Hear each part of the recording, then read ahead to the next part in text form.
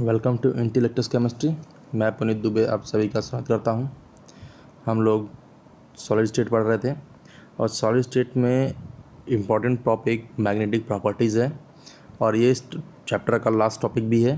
तो वीडियो ये मतलब कि ये चैप्टर ख़त्म होने वाला है और इसके बाद नेक्स्ट चैप्टर शुरू करेंगे। तो वीडियो मैं शुरू करने से पहले करना चाहूँगा, अगर आप लोगों ने चैनल को सब्सक्राइब नहीं किया हो तो प्लीज़ चैनल को पहले सब्सक्राइब कर लें और बेल आइकन को जरूर से हिट करें ताकि हर वीडियो का नोटिफिकेशन आप तक सबसे पहले पहुंच सके। चलिए शुरू करते हैं सॉलिड स्टेट में magnetic properties. So what is magnetic properties?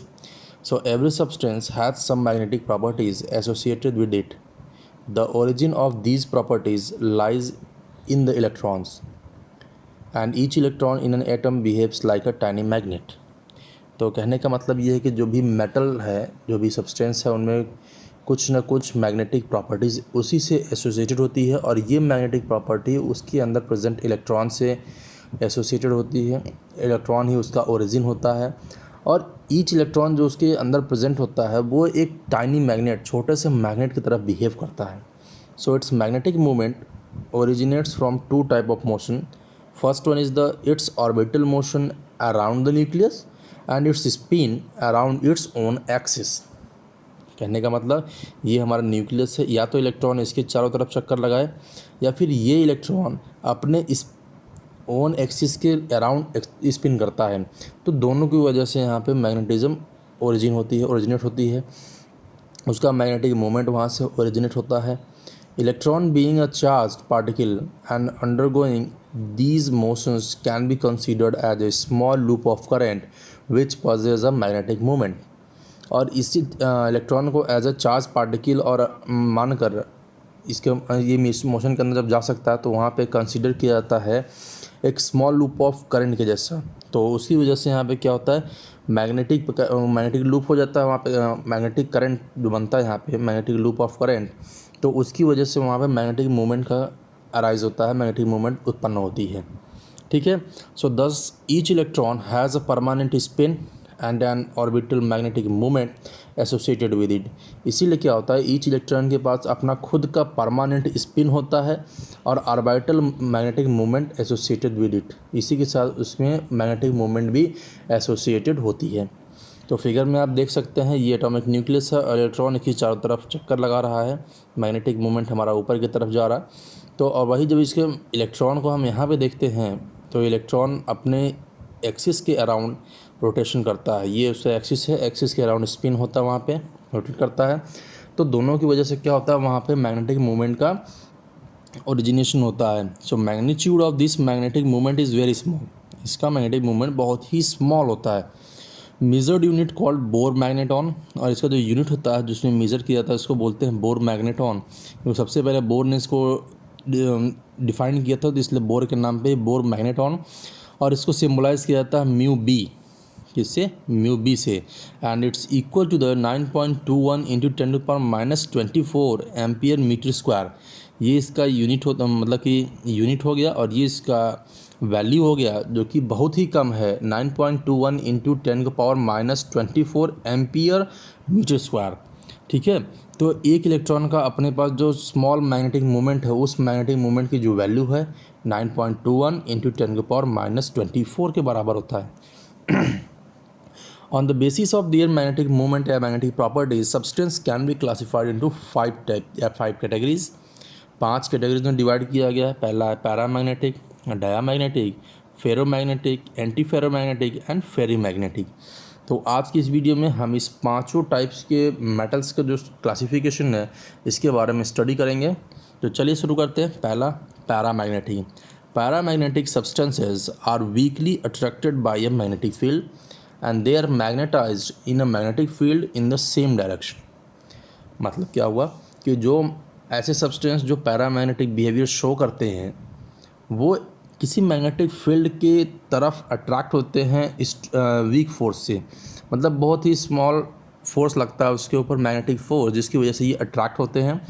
और इसमें जो मैग्नेटाइजेशन होता है मैग्नेटिक फील्ड के ही डायरेक्शन में होता है। जिधर मैग्नेटिक फील्ड होती है उसी डायरेक्शन में इसमें मैग्नेटाइजेशन ओरिजिनेट होती है। They lose their magnetism in the absence of magnetic field. जैसे ही मैग्नेटिक फील्ड हटा देंगे, इसके अंदर जो मैग्नेटिक प्रॉपर्टी ओरिजिनेट हुई थी वो ख़त्म हो जाएगी। So the paramagnetism is due to the presence of one और more unpaired electron which are attracted by the magnetic field. तो ये बहुत ही मेन पॉइंट है। पैरामैग्नेटिज्म तब उत्पन्न होगा जब किसी मेटल के वैलेंस इलेक्ट्रॉन में कोई भी अनपेड इलेक्ट्रॉन होंगे, 1 हो, 2 हो, 4 हो, 5 हो, no matter, unpaired electron present होना चाहिए। अगर वो प्रेजेंट है then this metal behaves like a paramagnet. ठीक है, for example oxygen, copper 2+, Fe3+, Cr3+ are some example of such substances. ये कुछ मेटल हैं, मेटल आयन हैं जो पैरामैग्नेटिक मटेरियल की तरह बिहेव करते हैं। इसके वैलेंस ऑर्बिटल में, वैलेंस शेल में वहाँ पे अनपेड इलेक्ट्रॉन प्रेजेंट है। ठीक है, और ये क्या होते हैं, मैग्नेटिक फील्ड की तरफ वीकली अट्रैक्ट होते हैं। यहाँ फिगर में आप देख रहे होंगे, एब्सेंस ऑफ मैग्नेटिक फील्ड में ये मैग्नेटिक मोमेंट है, जो इलेक्ट्रॉन का अपना अरेंजमेंट है वो रैंडमली किसी भी डायरेक्शन में प्रेजेंट होता है। लेकिन जैसे यहाँ पे मैग्नेटिक फील्ड को अप्लाई किया जाता है, ये सभी के सभी क्या होते हैं, एक डायरेक्शन में ओरिएंटेड हो जाते हैं। तो इस तरह का जो, इसीलिए यहाँ पे कुछ अपोजिट में होते हैं, कुछ सेम डायरेक्शन में होते हैं। तो सेम डायरेक्शन जो होते हैं वो बहुत ज़्यादा नंबर होता है, कुछ कम हो जाते हैं क्योंकि यहाँ पे 1-2 अपोजिट में प्लेस हो जाते हैं। तो इसी वजह से क्या होता है, ये वीकली अट्रैक्टेड होते हैं। तो इस तरह के मैग्नेटिज्म को बोलते हैं पैरामैग्नेटिज्म। दूसरा अपने पास टाइप है diamagnetism. So what is it? Diamagnetic substances are weakly repelled by the magnetic field and they are weakly magnetized in the magnetic field in opposite direction. यहाँ पे क्या बोल रहे हैं कि डायामैग्नेटिक पैरामैग्नेटिक जस्ट अपोजिट होता है। यहाँ पे वीकली रिपेल होता है जबकि पैरामैग्नेटिक वीकली अट्रैक्टेड होता है। तो यहाँ पे क्यों हो रहा है ऐसा? क्योंकि यहाँ पे जो मैग्नेटाइजेशन हो रहा है मैग्नेटिक फील्ड के अपोजिट डायरेक्शन में हो रहा है। ये मैग्नेटिक फील्ड अगर इस डायरेक्शन में तो इनमें मैग्नेटाइजेशन इस डायरेक्शन में होता है, इसलिए वीकली रिपेल हो जाते हैं। For example H2O, NaCl, C6H6 are some example of such substances. Example है इसके। And diamagnetism are shown by those substances in which all the electrons are paired and there is no unpaired electron. वहाँ पे सभी electron paired होते हैं, उसके valence shell में कोई भी अनपेयर्ड इलेक्ट्रॉन प्रेजेंट नहीं होते हैं, तभी जाके ये डायामैग्नेटिज्म को शो करते हैं। आई बात समझ में? Pairing of electron cancels their magnetic movement and they lose their magnetic character. और जब पेयरिंग होती है तो वो एक दूसरे को मैग्नेटिक मूवमेंट को कैंसिल कर देते हैं और खुद अपनी मैग्नेटिक प्रॉपर्टी को लूज़ कर देते हैं, मैग्नेटिक कैरेक्टर को लूज़ कर देते हैं। आई बात समझ में? So next is ferromagnetism. Ferromagnetism क्या होता है? A few substances like iron, cobalt, nickel, gadolinium and CrO3 are attracted very strongly by a magnetic field and such substances are called ferromagnetic substances। कुछ ऐसे भी सब्सटेंस हैं like iron, cobalt, nickel, gadolinium, chromium oxide, जो कि बहुत ही strongly attract हो जाते हैं किसी मैग्नेटिक फील्ड की तरफ। और जब स्ट्रांगली अट्रैक्टेड होते हैं तो इस तरह का जो मैग्नेटिक होते हैं सब्सटेंसेज होते हैं उनको बोलते हैं ferromagnetic substances. Besides strong attractions, these substances can be permanently magnetized। Strong attractions के अलावा ये क्या होते हैं, permanently magnetize भी किए जा सकते हैं या किए जाते हैं। In the solid state, the metal ions of the ferromagnetic substances are grouped together into the small regions called domains। For example, अगर ये हमारे पास एक मेटल है, इसमें छोटे छोटे डोमेन प्रेजेंट होते हैं और इस डोमेन में क्या होते हैं, इलेक्ट्रॉन्स प्रेजेंट होते हैं। ठीक है, अभी तो electric field absent, magnetic field absent है तो वो किसी भी डायरेक्शन में ओरिएंटेड हो सकते हैं। लेकिन जब यहाँ पे हम इलेक्ट्रिक मैग्नेटिक फील्ड को अप्लाई करते हैं तो सारे के सारे इलेक्ट्रॉन जो डोमेन्स में प्रेजेंट हैं वो एक डायरेक्शन में ओरिएंटेड हो जाते हैं in the field of magnetic field, in the direction of magnetic field. और सभी डोमेन क्या होते हैं, एक सेम डायरेक्शन में होने की वजह से क्या होता है, वहाँ पे स्ट्रॉन्ग फोर्स लगने लगता है, जिसकी वजह से ये फेरोमैग्नेटिज्म बिहेवियर शो करते हैं। और साथ ही साथ इनके अंदर पैरामैग्नेटिज्म, जब इलेक्ट्रिक मैग्नेटिक फील्ड हटा देंगे तब भी ये उसी डायरेक्शन में कुछ देर तक ओरिएंटेड रहते हैं, उसी डायरेक्शन में ओरिएंटेड हो जाते हैं। इसीलिए उनको बोला जाता है बाद में पैरामैग्नेटिक मटेरियल, जो कि परमानेंट होते हैं, इस परमानेंट मैग्नेट। ठीक है। Thus each domain act as a tiny magnet, और यहाँ पे एक एक डोमेन एक एक मैग्नेट की तरह बिहेव करता है। In an unmagnetized piece of ferromagnetic substances the domains are randomly oriented and their magnetic movement get cancelled. जब मैग्नेटिक फील्ड एब्सेंट होता है तो वहाँ पे सभी रैंडमली अरेंज होते हैं और एक दूसरे की मैग्नेटिक मूवमेंट को कैंसिल कर देते हैं। कौन? एक एक domain. Okay. When the substances is placed in a magnetic field, all the domain gets oriented in the direction of magnetic field and a strong magnetic effect is produced। और जैसे ही वहाँ पे कोई मैग्नेटिक फील्ड अप्लाई किया जाता है, सारे के सारे डोमेन एक डायरेक्शन में, जो कि मैग्नेटिक फील्ड का डायरेक्शन होता है, उस एक डायरेक्शन में ओरिएंटेड हो जाते हैं और एक स्ट्रॉन्ग मैग्नेटिक इफेक्ट शो करते हैं, प्रोड्यूस करते हैं, जिसकी वजह से ये स्ट्रांगली अट्रैक्टेड होते हैं उस फील्ड में। So this ordering domain persists even when the magnetic field is removed। और ये जो डोमेन का अरेंजमेंट है, जो ओरिएंटेशन है, जो ऑर्डरिंग सिस्टम है, वो मैग्नेटिक फील्ड को हटाने के बाद भी शो करने लगते हैं, वहाँ प्रेजेंट होते हैं। इसीलिए क्या होते हैं, ferromagnetic substances become the permanent magnet. इसीलिए फेरोमैग्नेटिक सब्सटेंसेस क्या होते हैं, एक परमानेंट मैग्नेट बन जाते हैं, क्योंकि मैग्नेटिक फील्ड हटाने के बाद ये अपना मैग्नेटिक करेक्टर लूज नहीं करते। ये हमारा डोमेन है इन the absence of magnetic field, और ये हमारा डोमेन है in presence of magnetic field. Sorry, ये गलत दे दिए हैं, उल्टा हो गया यहाँ पे।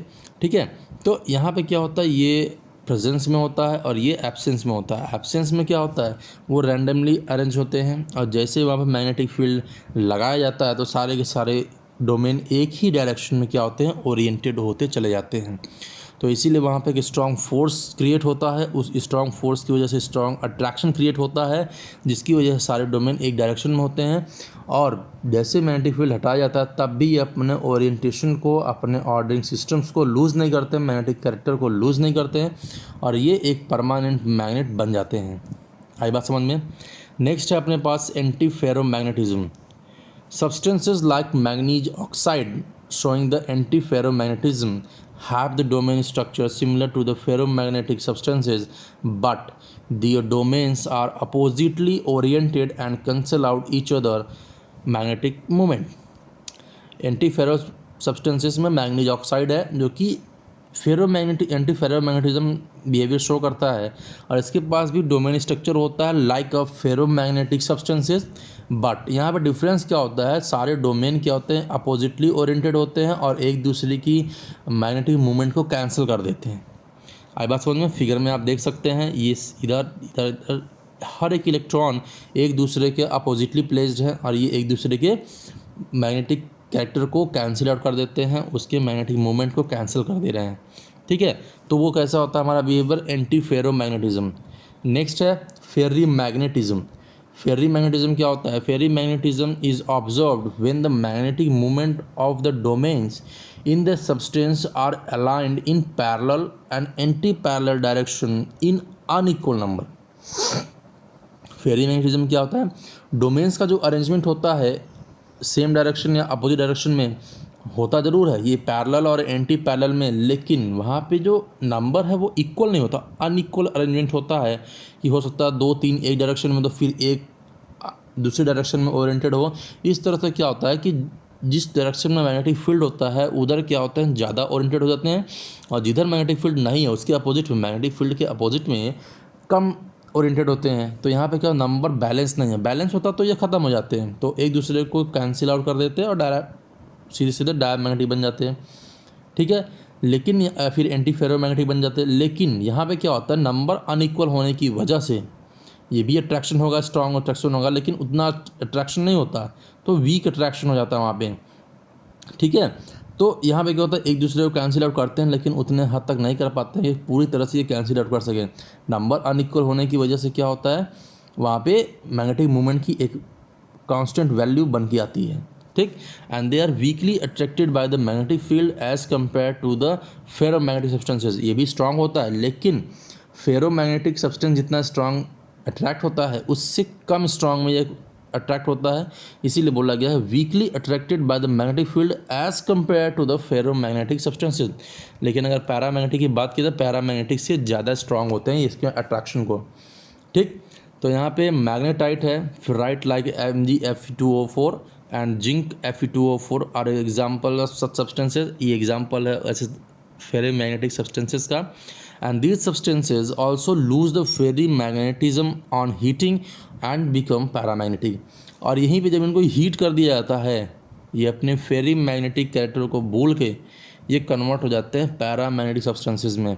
तो ये पॉइंट भी याद रखना, एग्जाम में यहीं से क्वेश्चन ज़्यादा बनाता है, क्योंकि बच्चे यहीं पे क्वेश्चन ये पॉइंट छोड़ देते हैं। तो क्या हुआ, these substances also lose the ferrimagnetism on heating and become the paramagnetic, और ये पैरामैग्नेटिक बन जाते हैं। तो फिगर में आप देख सकते हैं यहाँ पे 2 एरो ऊपर है, फिर एक नीचे है, फिर 2 ऊपर है, फिर एक नीचे है। तो यहाँ पे एक तरह से क्या हो रहा है, अनइक्वल ओरिएंटेशन हो रहा है। अनइक्वल ओरिएंटेशन होने की वजह से फेरी मैग्नेटिज्म जनरेट होता है।